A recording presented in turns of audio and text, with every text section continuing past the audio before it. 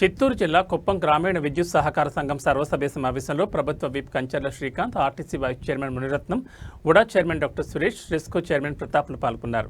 ఈ సందర్భంగా వారు మాట్లాడుతూ గత ప్రభుత్వ హయాంలో రెస్కోలో జరిగిన పరిణామాలను ప్రజలకు వివరించారు. గాడి తప్పిన రెస్కోను గాడిలో పెట్టడానికి నూతన పాలక మండలి కృషి చేస్తుందని స్పష్టం చేశారు. సీఎం చంద్రబాబు ఆదేశాలతో నియోజకవర్గంలో ఇంటింటికి సోలార్ అందిస్తామని పేర్కొన్నారు. రైతులకు ఇండ్లకు మెరుగైన విద్యుత్ సరఫరా చేస్తామని అన్నారు. పలువురు రైతులు విద్యుత్ సమస్యలపై సమావేశంలో చర్చించారు. చెప్పడం జరిగింది. అంటే ఆయన మనసులో రెస్కో మీద, రెస్కో వల్ల జరుగుతున్న బెనిఫిట్ మీద ఎంత అవగాహన, ఎంత ఇది ఉంది. రెస్కోని కాపాడి ఖచ్చితంగా పూర్వ వైభవం తీసుకొచ్చి ముఖ్యమంత్రి గారి ఆలోచన ఏదైతే ఉందో దాన్ని ముందుకు తీసుకెళ్లే బాధ్యత అందరం కలిసి తీసుకుంటామని చెప్పనేసి సందర్భంగా తెలియజేస్తూ, అలాగే బాధ్యత చేపట్టిన వెంటనే చైర్మన్ గారు కావచ్చు, వైస్ చైర్మన్ గారు కావచ్చు, ఇతర రెస్కో డైరెక్టర్లు అందరూ కూడా గతంలో లాగా కాకుండా ప్రతి ఒక్క సమస్యకి ఫీల్డ్ మీదకి వెళ్ళటం, పని చేయటం, దానికి ఒక వాట్సాప్ గ్రూప్ పెట్టుకున్నారు.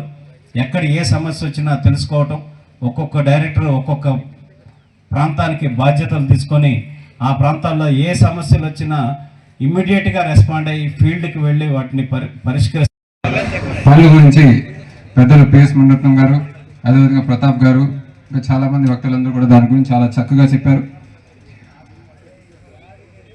బిఆర్ దొరస్వామి నాయుడు గారు, అమర్నాథ్ రెడ్డి గారు అప్పట్లో వాళ్ళు ఆలోచనలకి పునాదిగా ఆలోచనల యొక్క కార్యరూపం దాలుస్తూ ఆంధ్ర రాష్ట్రంలో 15 నియోజకవర్గాల్లో కుప్పం నియోజకవర్గం ఒకటిగా గుర్తించి దీన్ని ప్రతి గ్రామానికి కరెంట్ ఇవ్వాలనే ఉద్దేశంతో స్థాపించిన ఈ రెస్కో సంస్థ మొదలుపెట్టింది కాంగ్రెస్ ప్రభుత్వం అయినా కూడా ఈ సంస్థ ద్వారా ఎంతో మేలు జరుగుతుందని చెప్పి గుర్తించి మన ప్రియతమ నేత నారా చంద్రబాబు నాయుడు గారు పార్టీలకు అతీతంగా దీన్ని కొనసాగించాలి అనే ఉద్దేశంతో రైతులకు మేలు జరుగుతుంది. కాబట్టి ఈ సంస్థని గత 14 సంవత్సరాలు మూతపడిపోయినా కేవలం కుప్పంని ఈరోజు కుప్పంలో ఈ రెస్కో సంస్థ కొనసాగుతూ ఉంది అంటే అది కేవలం మన నారా చంద్రబాబు నాయుడు గారి యొక్క ముందు చూపు, ఆయన యొక్క ప్రజలకు మంచి చేయాలని ఒకే ఒక ఆలోచనతో ఇది ఇంకా కొనసాగుతుంది. కాబట్టి పెద్దలు మొదలుపెట్టిన వాళ్ళు, కొనసాగిస్తున్న వాళ్ళు ఈ సంస్థను ముందుకు తీసుకెళ్లాల్సిన ఆవశ్యకత ఉందని చెప్పి కొత్తగా ఎన్నికైన